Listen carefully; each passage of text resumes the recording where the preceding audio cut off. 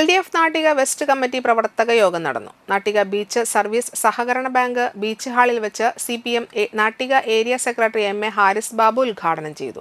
CS മണി അധ്യക്ഷനായി. PK Shajan, AS Dinakaran, തെരഞ്ഞെടുപ്പ് committee secretary KP Sandeep, Sheela Vijayakumar, UK Gopalan, CR Muraleedharan, KB Hamsa, MR Dineshan, PV Radhakrishnan, AK Thilakan എന്നിവർ സംസാരിച്ചു. ഇടതുപക്ഷത്തെ സംബന്ധിച്ചിടത്തോളം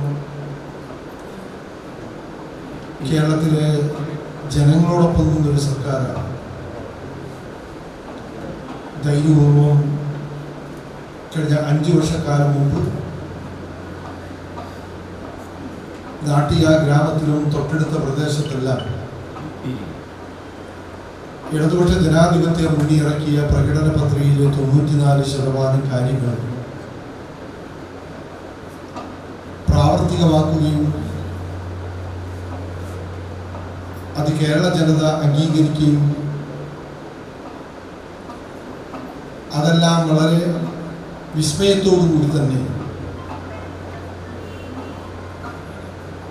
ഇത്തരത്തിൽ നമ്മുടെ രാജ്യത്തിനകത്ത് കേരളത്തിലെ വികസന പ്രവർത്തന രംഗത്തും അതേപോലെ തന്നെ ക്ഷേമ രംഗത്തും